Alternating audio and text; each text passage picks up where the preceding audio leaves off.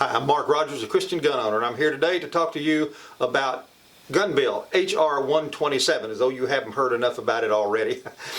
What I'm going to be doing today is talking to you about it from a little bit different perspective, though. And you'll see what that perspective is in just a few minutes. I'm going to ask you to stay with me for a little while in this. I have quite a bit of talking to do, but I think you'll find it of interest. H.R. 127 is one of the most sweeping, it's the most sweeping gun control bill that we've ever seen come or be presented to Congress. Now, it's in committee right now, and I'll talk to you about that in just a minute, but it's the most sweeping gun bill that we've ever seen. It is a gun bill that is the most incriminating to people, to law-abiding U.S. citizens who are simply adhering to the Constitution. This bill is destructive to the U.S. Constitution. It's destructive to America. And what we need to be doing is watching it, but what we want to be able to do is also watch for the alternatives to the bill if it doesn't make it through Congress. First of all, now a lot of you conservatives I know have seen this video with Miss Sheila Jackson Lee, the representative of the 18th District in Texas. Imagine a gun bill like this coming out of Texas, but that's what it is at this point. Ms. Jackson Lee is the one that sponsored H.R. 127. Now, I'm going to let you see the video that no doubt many of you have seen over and over and over again. But what's important here is to let for those of you that are conservative, that you're gun owners, is not to just circle this thing around and wallow in it between ourselves and between a bunch of people that agree with you, but get it out to your liberal friends. Point out to your liberal friends, and I'm pointing out to any liberal that's watching this right now, if you're on the liberal side of the political spectrum, my rights are your rights. We fight a lot about a lot of things, and we can continue to do that. But the reality is, my rights are your rights. The Second Amendment to the Constitution, our ability to keep and bear arms, is an inherent right that's recognized by that Constitution, says it shall not be infringed. It won't be interfered with. That's what H.R. 127 does all the way through it. It absolutely tramples the Constitution. And my rights are your rights. If you're on the liberal side of this, you have the same rights that I have. You have the right to never touch a gun. You have a right to not even look at one. You have a right not to pay attention to them. But if you should ever need a firearm to defend your life, if you should ever decide that for some reason you're in danger where you need a firearm, you need to get one, you need to protect yourself, protect your family, do you want that right to be gone? It's about to be. Under H.R. 127, it will make firearms almost inaccessible to most of Americans, particularly the poorest Americans who may be able to just afford one gun to protect themselves and their families. So, my rights are your rights are my rights. Let's protect this one right together. We can fight about everything else all we want to. For my conservative friends, get that message out to your liberal friends. Don't just let it recirculate among a bunch of people that already know about it and already agree on it. Everybody has this right. Everybody is entitled to it. Everybody needs to be protecting it. Here is Miss Sheila Jackson Lee in her infamous video now describing AR-15s. AR-15s, which she describes as weapons of war. Weapons that she wants taxed. She wants insurance purchased from the government. She wants it registered. She wants it in a database where everybody will be able to see where your guns are. Not only that you have them, but where they are. And I'll talk to you more about that. But this is Ms. Jackson Lee talking about an AR-15. And you would think Ms. Jackson Lee, having sponsored the most sweeping gun control legislation ever in the history of the U.S., would know something about what she's talking about, would know something about the guns that she's trying to regulate.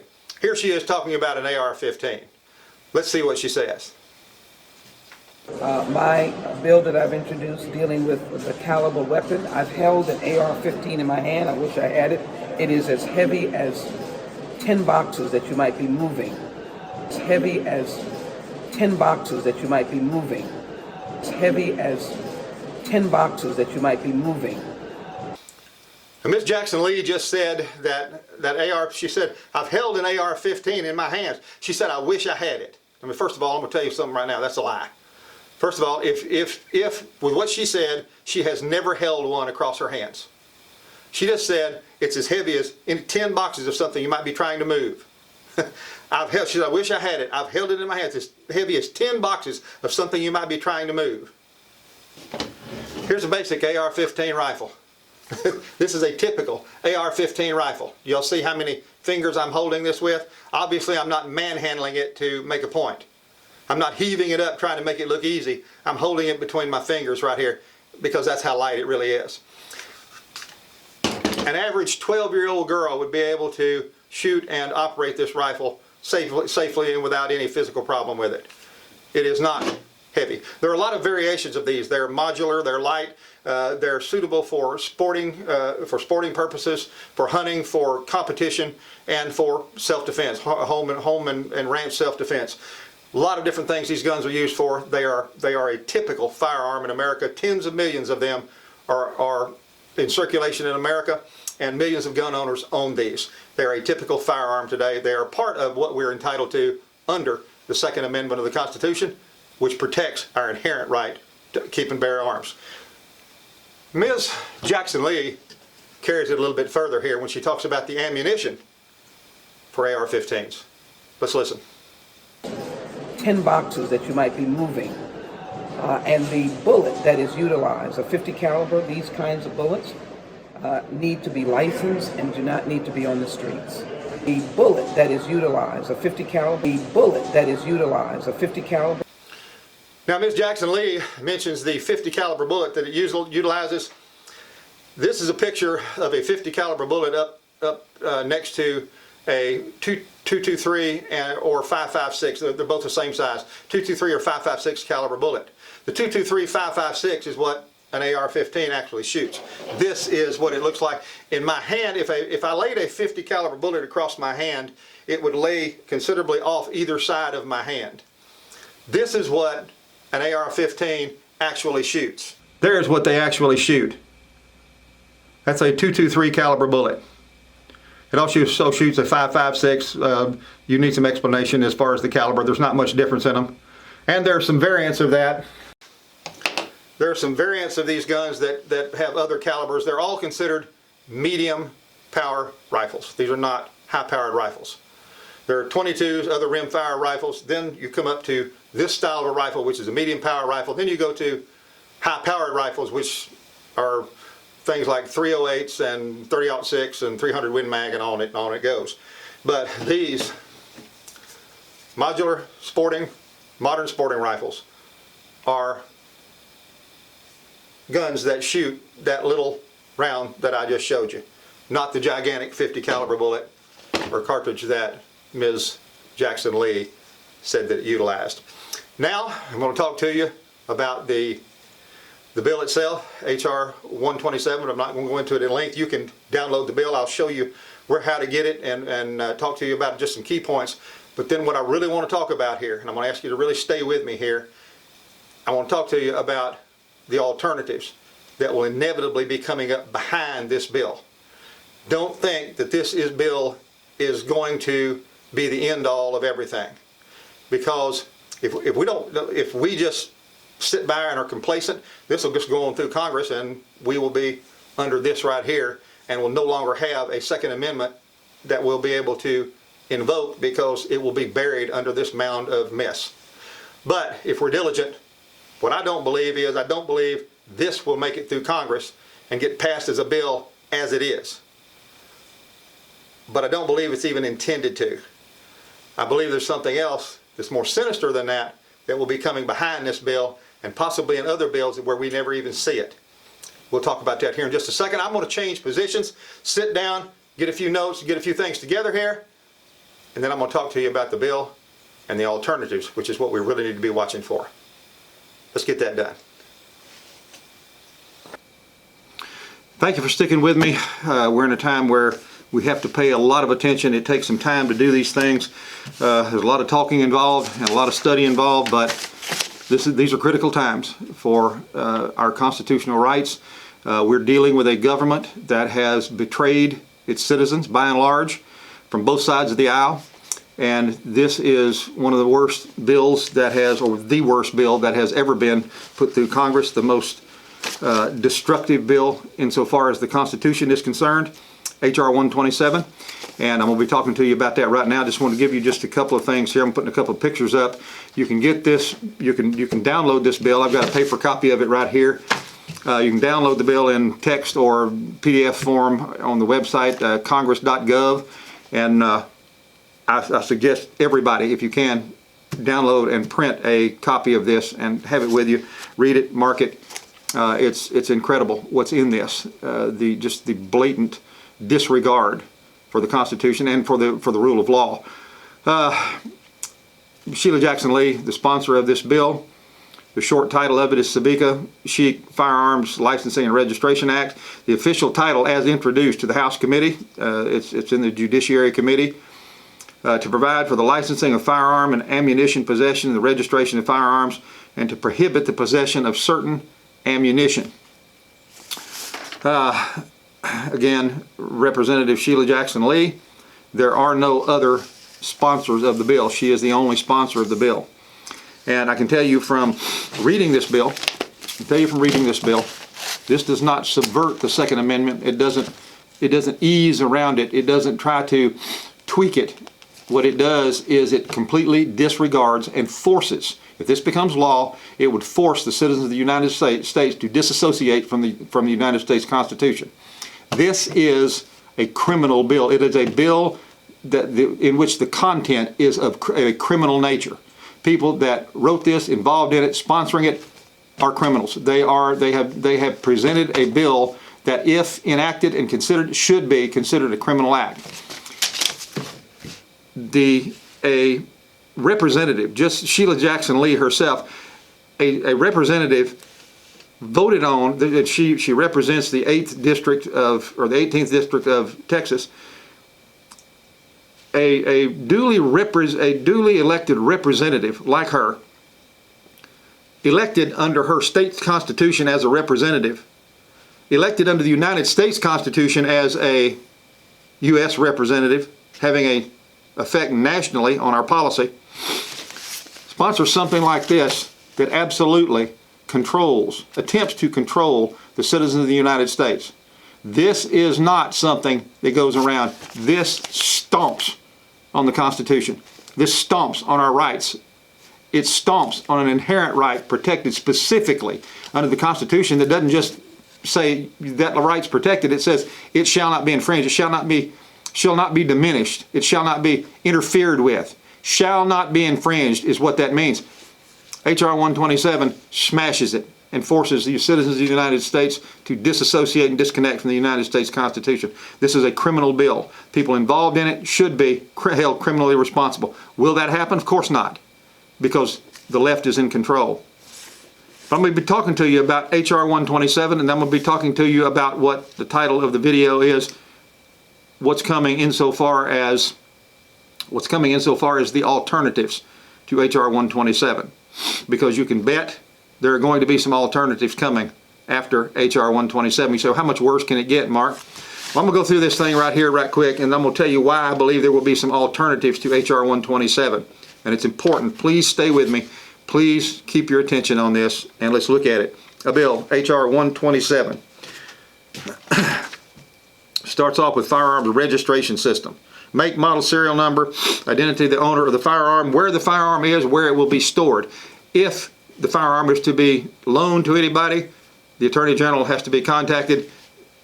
Who that is that it was loaned to, where they are, what they're going to do with it, where it's kept, all that has to be included. You can't loan a gun to your next door neighbor. If I want to loan a .22 pistol to my next door neighbor to take his son out to do some target practice to learn to use a gun, I can't loan him my .22 pistol without contacting the Attorney General and stating who I loan that gun to, who that is, where they're taking it, where it's going to be.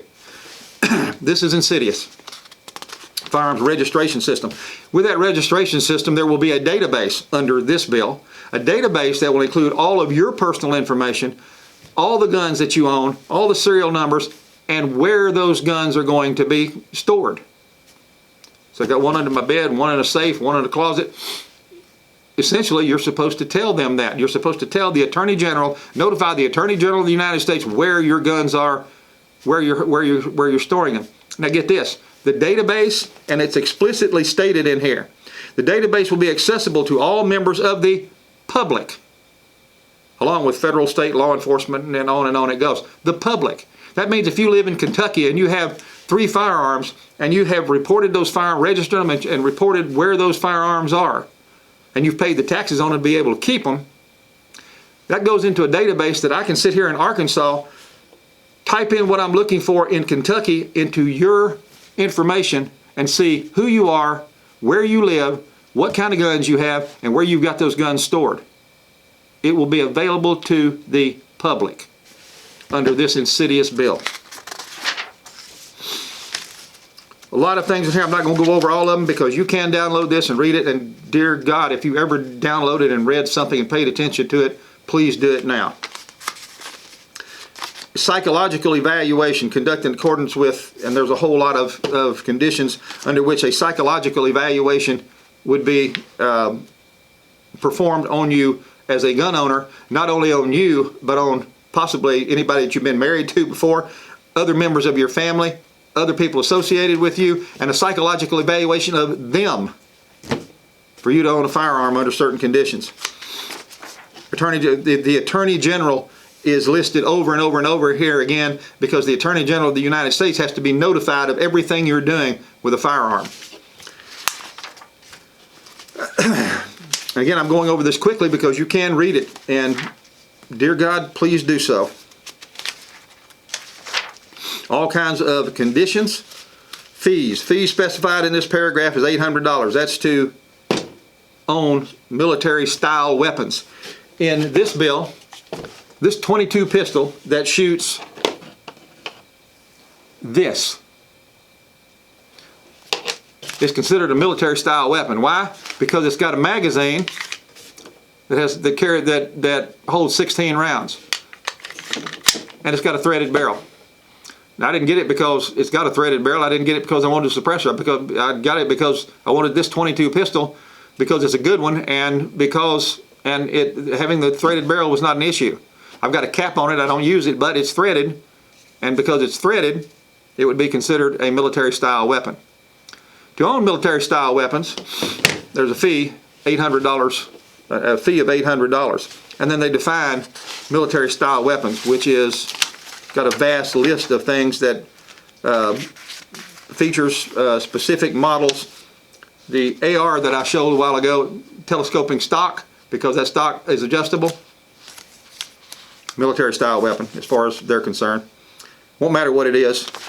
All these things are included in this bill, along with threats if you intentionally violate, which means you don't comply with this unlawful order.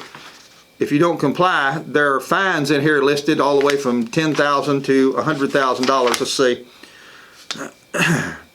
Whoever knowingly violates section 922AA, which is included in here, shall be fined not less than $75,000 and not more than $150,000, imprisoned not less than 15 years and not more than 25 years or both. This is what Sheila Jackson Lee has sponsored. This should make Sheila Jackson Lee a criminal, and anybody else involved with this. If this is attempted on the American people, it's a criminal act. That's all there is to it. Because this is not a constitutional amendment. This is a bill that forces Americans to disassociate with the United States Constitution. Now, if I seem a little bit upset, I am, because of just the raw garbage nerve of this crap that's in this thing right here. And the ridiculous woman that gets on TV cameras and says what she says, not knowing one thing about anything that's in here that she has sponsored. She is a criminal. Anybody involved in this thing right here is a criminal. It's a criminal act to impose this on the United States of America, on the citizens. But we should stay diligent, stay on the phones, stay on your email with your U.S. representatives, your U.S. senators, the White House, and don't forget your state. Your state representatives and your governors and mayors that are liberal and vote liberal, stay on them also. Because don't think that they won't have anything to do with this because it's a federal bill. Stay on your states. Stay on them hard. Don't let up for a second until this thing is squashed. You say, squash, Mark, are we going to be able to? We will be able to. Let me tell you what I think. Do I think this will make it through Congress just like this and become law as it is? No, I don't. But that is not anything for you to pay any attention to as far as your diligence, because I could be wrong. If this thing is passed, It is the most gross dereliction and most gross criminal action of any group of politicians ever in the history of this country. And it would be by the entire United States, the majority of the United States Congress, if this thing passed and went into law.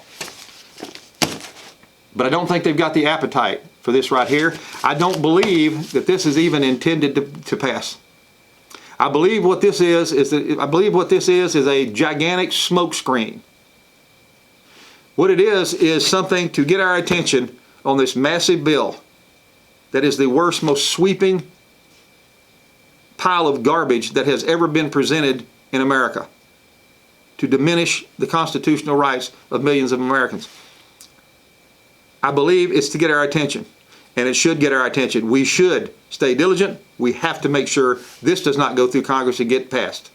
But what we have to watch for, more than that, is the alternatives. Because while we've got our head buried in this bill because it's so bad, it's so frightening, it's so criminal in its content. It's so incredibly dangerous. It shows the danger of our representatives that have been voted in and hired that have turned on the American people. We're watching that. And we should. But what happens with a bill like this? It gets our attention. It gets us fired up here, and we're thinking, okay, if we push this back and push it down and stop it, we go, oh, wow, glad that didn't pass. Thank God. Wow, what's coming next? Well, you can bet a whole lot's going to come next, because a whole bunch of little bills will come behind H.R. 127. Now, that's prediction. I could be wrong about any of this, but I've been watching this stuff for 40 years. What will come in is something else behind this. It doesn't look near as bad, like universal background checks. Now, what can Joe Biden do? What can Joe Biden do with executive orders? Not a lot, but there are a few things that he can do that would be pretty devastating to the firearms industry in general, just by executive order. But background checks are not one of them. Universal background checks are not one of them. Universal background check bill would be presented to the public as, well, you know, we should know who we're selling a gun to. Everybody should know that. So we need to do a background check on everybody. Now, federal, we know dealers, now they already perform the background checks. This would mean everybody. If I sell a firearm to my next door neighbor who I've known for 25 years, I have to do a background check on them. If you sell a firearm to someone in your family, you would have to do a background check on them. If you gave a gun away, you would have to do a background check before you transferred that gun. There's no telling what could end up in that type of bill, and the rules would be in personal transfers between two citizens, just simply doing a firearms transaction as far as buying and selling a firearm from each other. That can show up in, and there's no telling how much information would be required in it, which means more information to the government about what you've got, where your guns are, and what they can possibly do with them once they find out where they are. All kinds of things can come in the back door. All kinds of things can come in the back door. And what's not just individual bills that come up after this one that are in the open, where they're presented to the public and they're called common sense gun law. After this, it seems horrible. Gun owners are not fighting it quite as hard. Universal background checks come up and you go, oh, well, that's not too bad. And the rest of the American public goes, well, yeah, that's a good thing. And all of a sudden, we've got universal background checks, and the entire country that owns guns is thrown into a conundrum of mess because they can't sell the guns that they need to sell and can't transfer them, and they have to go through all kinds of government stuff to be able to just simply do the transactions they've always done. That can come in the back door. What Joe Biden could do with an executive order is things like stop the importation of firearms. That could put some businesses under almost. A lot of interaction between foreign countries and the U.S. with firearms, both importation of whole guns, companies that have plants in one country and sell the guns and distribute them in the United States, or vice versa. The importation of firearms, he could stop with an executive order. Sale of firearms and accessories online, executive orders could affect that. That's another bill, though, that could come in the back door. Some of these bills, like this right here, one affecting the sale of firearms and accessories online, that would put a lot of business. That would put a lot of places out of business. It would diminish the ability of firearms owners to get parts for their guns, to get things that they needed to fix their firearms, because local shops don't carry the stuff that you need to fix your firearms with. Joe Biden says he wants to stop the sale of firearms, ammunition, and accessories online. That's something that could be coming up, either with a combination of executive orders and bills, or a standalone bill that comes through Congress, or it could end up in a big package deal like we see so many times that involves 20 different things in one bill, and something like that gets slipped in, and all of a sudden we've got a law that we never even knew was being proposed. What Joe Biden could do is use his authority as president through his Justice Department to instruct the ATF to interpret things differently than they interpret them now, with the intent to do harm to gun owners who own the type of guns that are being described in here, which to us are nothing but plinking guns and range guns and hunting guns. Joe Biden can simply instruct the ATF to interpret things differently, to where owning those guns could become a detriment to our freedom, just because, without changing any laws, because the ATF decides, hey, the president just told us this is the way we're supposed to interpret this. If you've got that, then you are this, and we're going to take that away from you, and you're going to jail. All kinds of things can happen through back doors. The alternatives to H.R. 127 are something we better be paying attention to right now. When you hear big bills are going to be passed through Congress, you can find them all. Go find the text, congress.gov. Go find the text of these bills and read through them. Look at the headlines in these bills. Read through them and see what's there, so we all know what's going on and don't get backdoored with these gun bills. All kinds of things as alternatives to H.R. 127. You see, I don't think anybody in Congress who's involved in this right here, Sheila Jackson Lee is the only sponsor of it, but it's massive. She's not smart enough to write this. She didn't know anything about the guns that are in there. She proved that in that video. This was done by some insidious people who know what they're writing about, who know what their intent is, and their intent is not to get this passed, I don't believe. If it does pass and a scapegoat is needed, they'll throw Sheila Jackson Lee to the wind. with an upheaval, if this goes through Congress and there's a gigantic upheaval among American citizens, they'll throw her under the bus. What's planned here is get everybody paying attention to this, have it fall on its face, and while we're all taking a nice deep breath, here comes the gun bills through the back door. Joe Biden used the horrific school shooting, the anniversary of the horrific school shooting on Valentine's Day, to instruct Congress to pass gun legislation. He never mentioned this right here, which is not surprising, because we all know that gun control comes not in gigantic bills like this. It's too obvious. Too many people rise up against it. Gun control comes in little bites, little steps, little handfuls, and little bites, until all of a sudden we've got a monster on our hands and we don't even know how it got there, because so much comes in through back doors.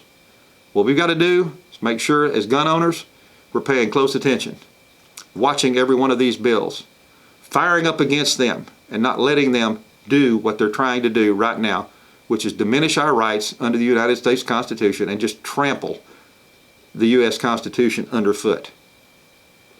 We have to stop it.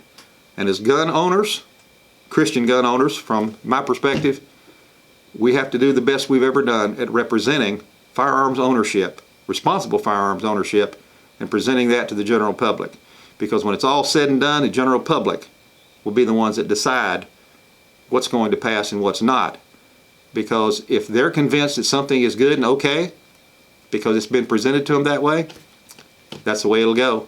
Because politicians want one thing more than they want anything else. They want their jobs. And if they're convinced the American public will allow them to keep their jobs, they'll proceed on with what they want to do. What we got to do is make sure the American public understands the depth and gravity of this and not let this happen. in this day, in this age, and in this government.